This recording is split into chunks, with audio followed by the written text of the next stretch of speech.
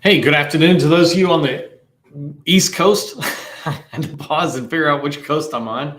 Same as me, I'm on the East Coast here. And to those of you on the West Coast, good morning. And especially to Russ way out there in Hawaii who shows up every day. I really appreciate the dedication um, and the engagement that you bring, Russ, from out there. So if you haven't connected with Russ, I know he's open to connection. So definitely follow up there. We're going to get started in just a second. I do want to give people who show up early or on time a little extra tip as people are coming in. I like to give you something of value. The tip for today is go take a look at a post I did on LinkedIn. It is I just did it today, and it's for DISA. So if you're in the IT space, in particular data, what I dropped was a link to the data strategy. For some reason, I just couldn't get the PDF uploaded, but in the comment, you'll find a link to the full PDF. But in there is the data strategy for DISA, which is feeding off of DoD's strategy. If you're in the data space, the AI, ML space, the really when I think about SharePoint people and who can serve up dashboards, things like that, this document is an excellent document to be looking at how DISA is tackling the data themselves. They see themselves as the center of data. They had this great line, I think data is the center of gravity or something.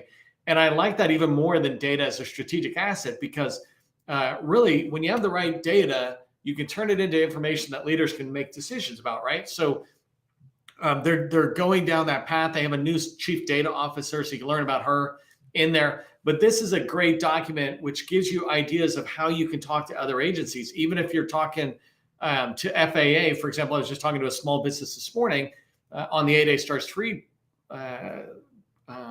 program or contract vehicle, and she's targeting FAA. Her specialty is data. Well, you can still get a lot from how you see DoD talking about data and bringing that maturity over to organizations or agencies like FAA. Okay, so let's get started. I want to turn off this little caption that's running, and let's get started. In this session, I'm going to share with you the top 3 things large prime contractors look for from small businesses. When you're experienced and you can add value, I believe you can easily build a $10 million book of business just from one large prime contractor, one large company. Don't go early, right? Don't go too early, but go strong when you do go. And today I'm going to show you tips on how to go, how to know when you're ready and how to be strong when you're going. If you don't know who I am, I'm Neil McDonald. I'm the president of the GovCon Chamber of Commerce. And I have, sorry, I just noticed my head is like above the screen.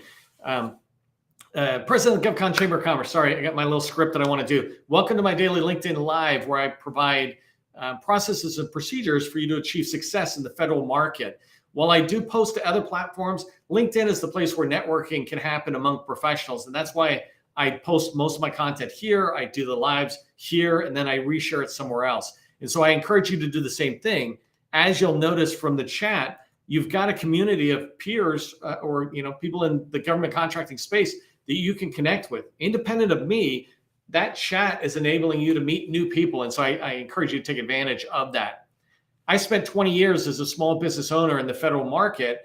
And since 2018, I've helped hundreds of small businesses achieve billions of dollars in sales just by teaching people like you that government contracting is not a secret. It's just a process. A process is the points from A to Z, the steps in between A to Z. When you follow a process, you'll achieve predictable results. And that's what all of us want. When we do something, we want to know that there's a predictable, repeatable result at the end. Before we get started, do me a favor, help buyers, help me, help the people in the community. Remember who you are. If you haven't done so already, please share your company name and 2 or 3 words that are your core competency. I'm looking at Hunter Martin, who just happens to be at the top of my chat there. Bain Group, SharePoint, Microsoft 365 expert. That's what I'm looking for. Don't worry about FOMO, that if you don't put all the keywords down that you think matter for your business, you won't grow. No, the more focused you are, the easier it is for me to remember you, for buyers to remember you, for teammates to potentially remember you and bring you into the mix. And I've said this before, and I want to start saying this every day. Don't get tired of putting your company name and your core competencies into the chat. This engagement is how you start building relationships. This is the start of outreach to others, right? They begin to become aware of you. People do business with those they know, like, and trust. And if they see you in the chat, putting your company name and your core competency, at the very least, they know you, right? They begin to know you. And so let's get started. I'm going to cover a lot of stuff today. If you haven't been here before, I go through a fire hose approach of delivering information. All of it is designed to be tactical so that you have steps coming out of this to do or things to plan for as you go forward. I'm looking at it. I got 25 minutes. I'm going to cover 3 things in today's training. The top 3 things that large firms look for from a small. The first thing is back office stability. Second thing is, do you have a niche? And the third thing is agency intimacy. So I'm going to explain what I mean by those and what a large looks for when they're looking into each one of those 3 groupings. So the first thing is back office stability. And I want to start for each one of these with a why. Why is it important? And then I'll explain what I mean by stability. So for a large firm, one of the biggest things they're looking to do when they look at a teammate, in particular small businesses, is they want to avoid or at least minimize the risk to them and their customers. So any of these things that they're doing, it's not to be mean to us small businesses, but it's them after years and years of experience figuring out what they need from us in order to minimize that risk. So think of it that way. Can you help them help their customers achieve the mission with the minimal amount of risk? These tips are designed to talk about how they can see that the risk is going down. I'm going to talk about a few things, no particular order, right? They're all important. First thing is your financial resources. They want to know that you have access to money. And what this means is that you've got a line of credit for $1 million, $5 million, whatever it is. If you're going to come on their team, and let's say come on their team and be part of a contract that's a $100 million contract or whatever, and you're going to get 10 people or 20 people, FTEs on that contract, well, they want to know that you've got the financial resources to pay those people based on the government cycle for paying. So remember this, you've got to work 30 days and then submit an invoice and then wait for the government to pay. And sometimes there's hiccups or whatever. Well, if that goes 90 or 120 days, a large firm wants to know that you're able to pay the salaries of your people who are working on their contract. And so that's why they look at your financial resources. They're not, again, trying to be mean, but they have just seen this in the past where small businesses have run into financial problems because the government's delayed in paying for whatever reason. And then people quit because they're not getting a paycheck and they leave. This happens in small businesses. This is one way you can demonstrate that you've got back office stability or maturity, is to just show a line of credit. And I'm telling you right now, if you're a business that's doing a few $1 million, it's not hard to get a line of credit. So if you're struggling there, there's all sorts of people who will tell you how to get access to money, because really they just tie it to the government. It's awesome having the government as a customer. The next one is talent acquisition, maturity and retention. So when I talk about talent acquisition maturity, that's about hiring. How mature is your talent acquisition process and success rate for finding or filling new positions? If they say, here's 2 positions, are you able to fill those positions? How fast can you fill those positions? It's not necessarily about having a bench, meaning people just sitting unpaid in your company, but it's this ability to quickly fill those positions, because every day that those positions are not being filled, 2 things happens. The large is not making money. And the second thing is the government potentially is looking, saying, hey, we gave you the contract to have these positions filled and they're not filled. We're not getting what we need from you, large, and large is looking to the small. And so the large firm wants to see that you can hire people, right? It's as straightforward as that. And then retention is they want to make sure that you're doing whatever you need to in the culture and the way you treat your staff, that they stay with your company. And so I always talk about when you're briefing a large about your company, if you can speak positively to a good retention rate, then that's something you want to put down, right? 90+% is where you want to aim for. I know some people talk about 97%, but anybody who knows this market right now knows that there's attrition. There's a lot of things going on. And so you don't really want to ever falsify it's not you don't ever, never falsify the numbers, but you don't really want to overly care about the number so much as what would the large care about. And so for me, look, the people we put on positions, they're 100% staying with our company. Our attrition rate might be more back office or something. And so, but you want to demonstrate that if you put people on a contract, with the large that they're going to stay on that contract. You are going to do what you need to do to keep them happy, giving them educational opportunities, time off, good pay, whatever it is. So financial resources, talent acquisition. The next one is capture and proposal process.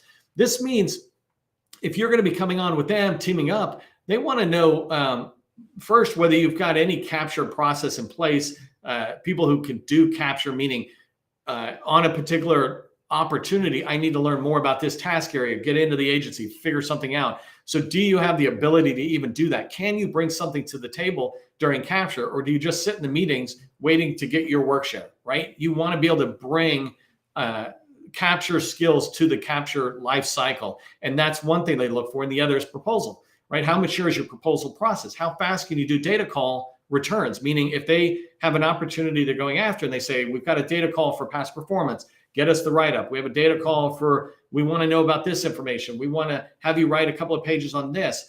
You want to be able to show that you have proposal writing skills. You have proposal management skills. Even though you're subbing, you're still treating that as if you've got a proposal manager working with the large prime, et cetera. And so being able to have a mature process for proposal writing and capture will help them see that you will add value during capture and during the proposal phase. The last one I want to share with you, just as back office stability, are certifications. And so an example of certifications are ISO, CMMI. CMMI, for those who don't know, is a software capability maturity model index or whatever, but it's software development basically. ISO is just industry standard processes depending on what you get. But these are certifications that talk about how your company is following certain proven processes and at certain levels. Another one is CMMC, the cybersecurity maturity model certification, that when it ever comes out, one of the things I used to tell people is that's a differentiator to larges. When they're looking at the different levels, you want to try to get as high a level as you can, so that if they've got a piece of work that is at that higher level, they know that you can serve that customer at that same level that they're at. I don't want to go too far into CMMC, but that's an example of a certification. So when you bring that, those type of certifications, that's demonstrating your back office stability.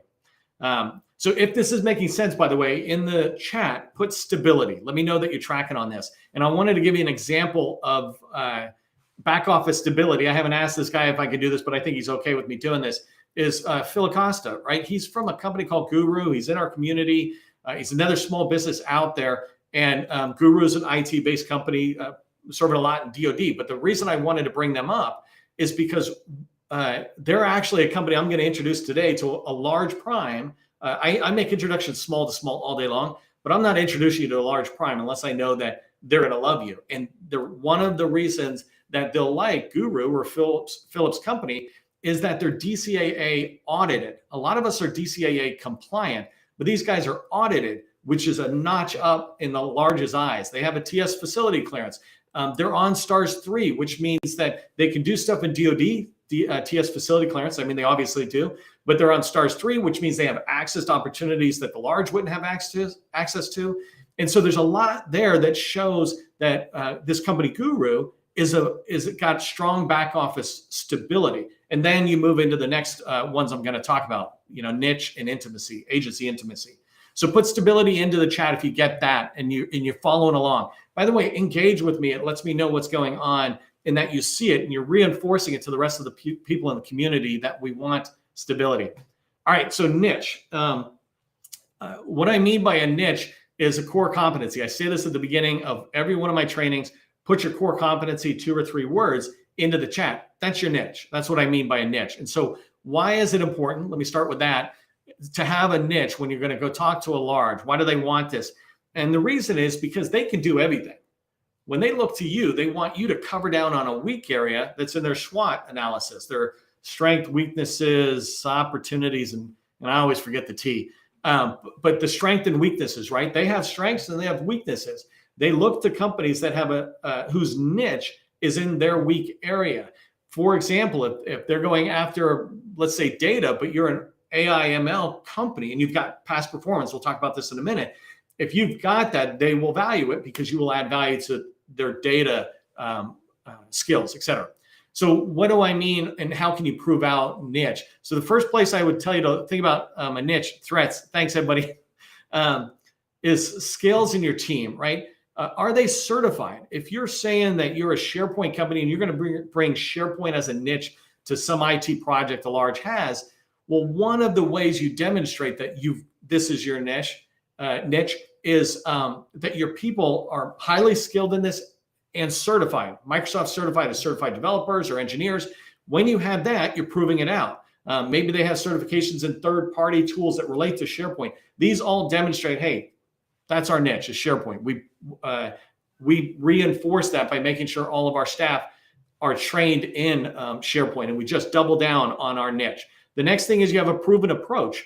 I call this, you want to be a trusted authority when you're talking to the large customers or whoever. You want to be a trusted authority, and the only way you can be a trusted authority is if you have a proven approach.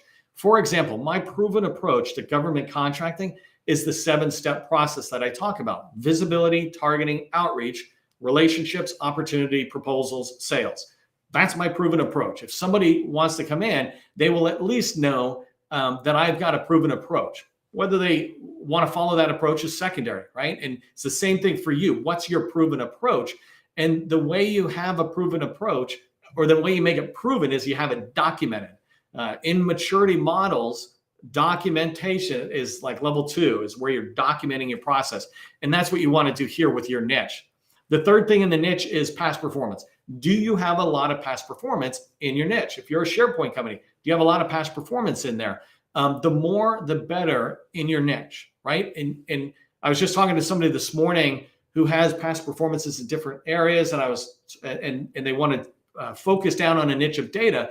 And I said, what you want to be doing as you're aiming to exit out of 8A in 3, 4, 5 years is you want to start getting as many data-related contracts as possible.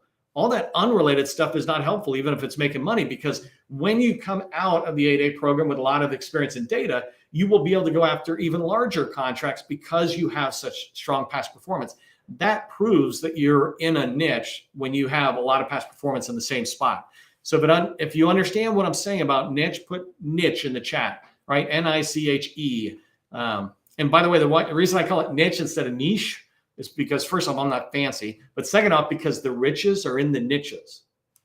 That's why I call it niche. So anyways, put niche in the chat if you understand that you need to focus down, and that's what a large would look for. I want to just tell you about an example of my last company. We were a SharePoint company. It's one of the reasons I talk about SharePoint in my examples a lot. We were a SharePoint company the whole time. From the start of the company until I sold it, it was always SharePoint. And the reason is exactly what I tell you: focus. People knew us as the SharePoint company. But because we kept doing what I'm telling you to do, we had past performance after past performance. And we were one of the only, not one of the few, but one of the only companies that had multiple SharePoint migration projects of 100,000 users or more in the government.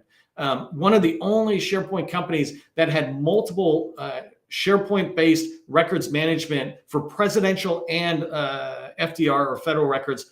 I forget, federal acquisition. No, I'm missing it. But anyways, presidential records and regular records. We were one of the only ones out there. We were one of the only ones that had certifications in that. Because of that, we would get pulled into opportunities left and right by agencies and larges. And that's what I want for you: is niche down, and you will be 10 times more attractive to a buyer or a partner. Okay, I want to take a minute just really quick to do a commercial. This is, if you don't know this, by the way, the GovCon Chamber of Commerce is not funded by anybody but me. And so we don't take money from the government or anybody else. So I'm going to take a quick commercial break here and say, I'm releasing a LinkedIn course soon. My personal content is viewed over 100,000 times a month. And I want to teach you how to do that exact same thing. And I want you to get the similar results. So if you're interested in hearing about my course when it's ready, put LinkedIn into the chat. LinkedIn into the chat if you want to hear about the course. We're back to our regular programming, which is moving on to agency intimacy, this third one that the large firms want. Okay, agency intimacy, why is it important? The reason it's important to a large is because you can help them get in where they are not. I'll use another story in a minute about that, but that's the niche of that. I mean, that's the skinny on that, is that even though they're larges and we think they can get in anywhere, you're often in somewhere that they can't get into. You've got a contract in there, whatever, Larges often look at smalls and think we have an advantage over them. I love that when it's completely skewed, but sometimes they're right that we do have access to certain people that they don't. And so they want access to the people we have access to. That's what agency intimacy is. And so one of the ways you can begin to know that you're building agency intimacy, and I want you to write this down in your notes as a checklist for what you should be doing right now. This company I was talking about with FAA, I think they're on the call today. I would say this is how you begin to build agency intimacy in FAA, is write these things down. First thing is you want to understand the FAA's, and I'm going to use that example for the rest of this. You want to understand the FAA's process and procedures. Often when you go after contracts or when the largest are looking in, do you understand how this agency does things? Their process for doing IT or data or whatever might be different. I mean, it often is different from agency to agency. And so do you understand their standard operating procedures? Their process and procedures, that's an important thing to understand. And going along with that, do you understand the systems and tools that they use?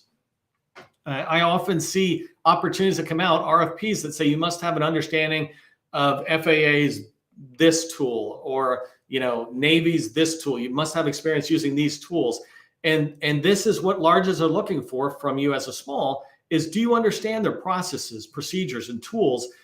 Because if you do, first, you can share that with them, but also they'll know that you're able to work with that customer and that you have customer intimacy.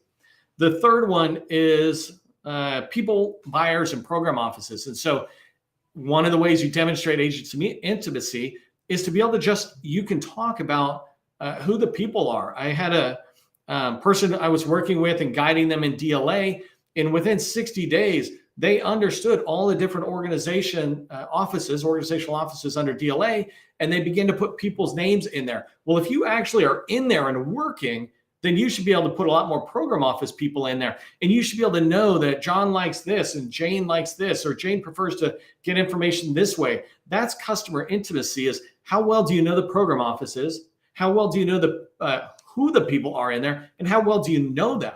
Like, are you actually friends? You guys have go to lunch occasionally? And what that means is during capture process in particular, agents or largest can count on you to be part of the investigative process where you're trying to go out and uncover challenges or uncover goals. Or if you're in there, you're just aware of it.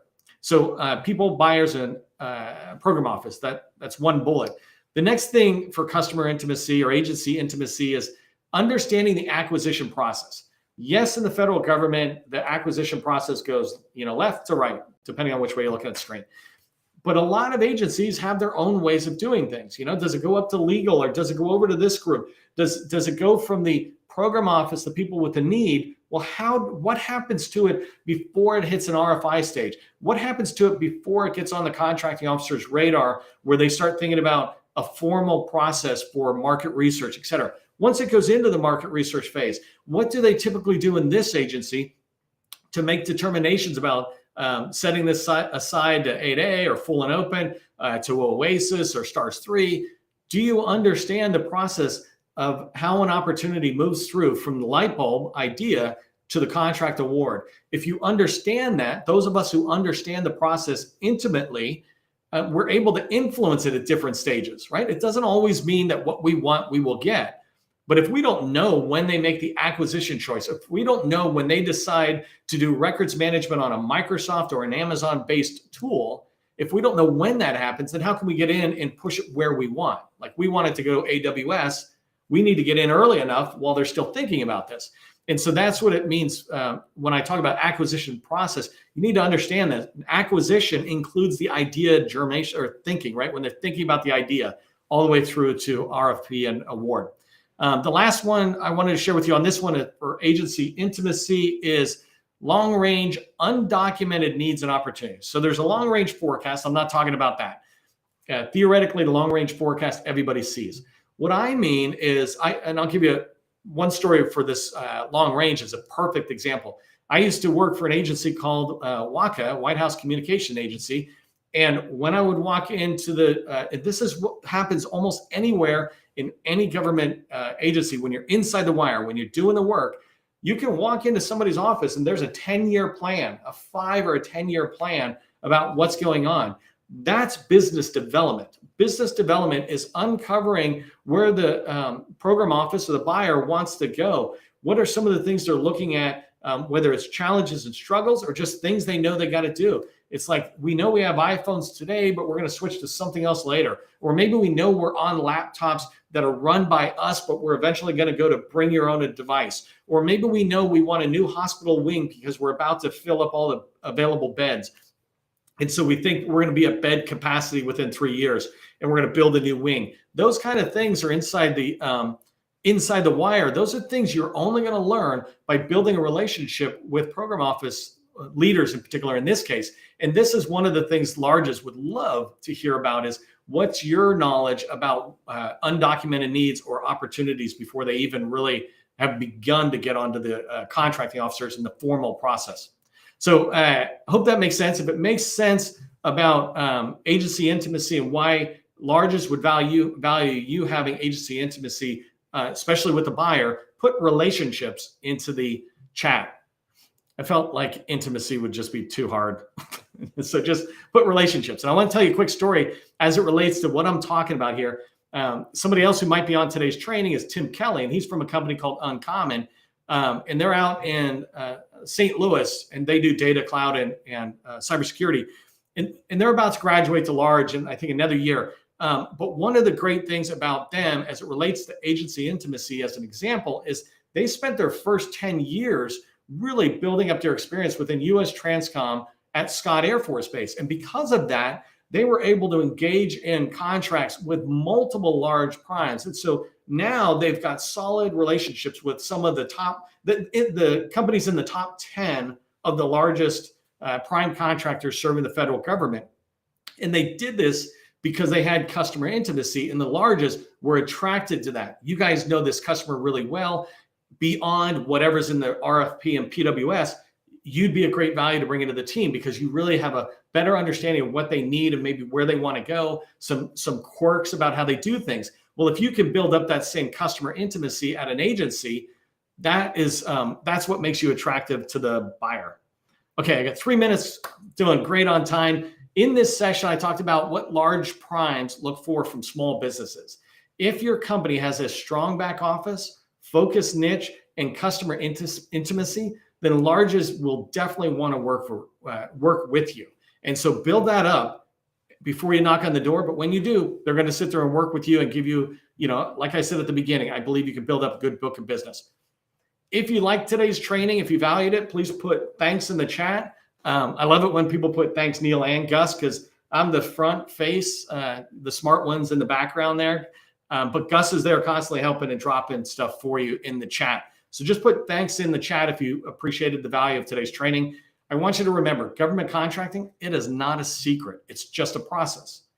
Part of the process is coming back to this training every single day at 12 o'clock Eastern, and I will see you at the next training.